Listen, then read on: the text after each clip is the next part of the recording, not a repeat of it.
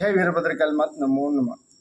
ఈ కలియుగంలో యుగ యుగానికి కొంతమంది మహానుభావుల్ని కొద్ది మందికే సాధ్యమయ్యే వాళ్ళని సృష్టించినాడు భగవంతుడు. ఎంజీఆర్ కానీ తమిళనాడుకి, జయలలిత కానీ, కరుణానిధి గారు కానీ, ఇప్పుడు మోడీ గారు కానీ, ఇంతకుముందు వాజ్పేయి గారు కానీ, అద్వానీ గారు కానీ, ఇట్లా రకరకాల నాయకులు, అబ్దుల్ కలాం గారు కానీ రాష్ట్రపతిగా, ఇప్పుడు ఎన్టీ రామారావు గారు ఒక సినీ ఇండస్ట్రీలో కానీ, ఒక రాజకీయంలో కానీ మగటం లేని మహారాజులకు ఆయన చరిస్మ ఎవరికైనా వస్తుంది ఇప్పటి వరకు అర్థం చేసుకోండి. అట్లా అట్లా విజయ్ గారు కూడా తమిళనాడులో బాగా మంచి పేరు తెచ్చుకొని ఈరోజు రాజకీయంలో పూర్వజన సుకృతం వల్ల యోగం వల్ల వస్తుందన్న. ఎంతోమంది ఇప్పుడు ఉండేవాళ్ళు నాయకులు ముఖ్యమంత్రి కావాలనుకుంటే కూడా కాలేరు.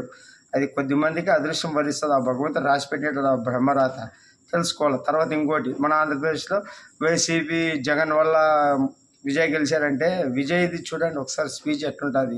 ప్రత్యర్థుల్ని ఎంతవరకు విమర్శిస్తాడు, ఎంతవరకు సహనంతో ఉంటాడు. రాజకీయ నాయకునికి సహనం కావాలా. ఇప్పుడు మన దాంట్లో మన ముఖ్యమంత్రిని ఎట్లా విమర్శించినాడు.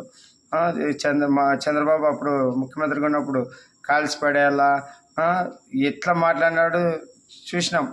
ఇప్పుడు ఇదే స్టాలిన్ పోయి ఎట్లా కలిసినాడు చూడు విజయ్. ఈగోలు పోకుండా రాష్ట్ర అభివృద్ధి ముఖ్యం. వాళ్ళకి తమిళనాడును చూసి నేర్చుకోవాల్సింది ఏమంటే వాళ్ళ కులాల మతాలకు అతీతంగా నాయకుని అనుకున్నారు. అది కూడా వాళ్ళ ఇంట్లో నాయకులు వాళ్ళు కొట్లాడుకుంటారు, ఒకటేదారు. మళ్ళీ బయట నుంచి బీజేపీ కానీ కాంగ్రెస్ కానీ వస్తే కూడా వాళ్ళని పట్టించుకోరు. అంటే ఎంతసేపు ఉన్నా వాళ్ళ ఇంట్లో కొట్లాట వాళ్ళే సర్దుకుంటారు, వాళ్ళే తీర్పులు చేసుకుంటారు, వాళ్ళే సర్దుకుపోతారు.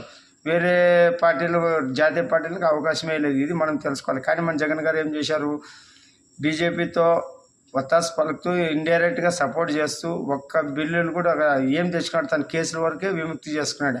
ప్రత్యేక హోదా కానీ, పోలవరం, అమరావతి ఇవన్నీ పక్క పెట్టి అప్పులు తెచ్చుకునేదానికి మనం ఏదో ఇచ్చినామంటే మన ఇంట్లో ఇచ్చినట్టు ఫీల్ అవుతూ ఎన్ని డబ్బులు వేస్ట్ చేసినారు. నాడు నేడు కార్యక్రమంలో కానీ అవినీతి ఏం తెలియదు మనకి. తర్వాత పోలవరం ఆపి ఇప్పుడు డ్యామ్ మళ్ళీ ఇప్పుడు ఫస్ట్ నుంచి కట్టుకుంటే ఎంతవరకు మళ్ళీ టైం వేస్ట్. ఇప్పటికి డ్యామ్ అయిపోతుండే, పోలవరంలో అయిపోతుండే. అమరావతిని ఎట్లా చేసినాడో అది చూసినాం అంతా. మళ్ళీ ఇప్పుడు దాన్ని తీసుకొచ్చాక ఎంత ఖర్చు అన్నీ చూస్తున్నాం.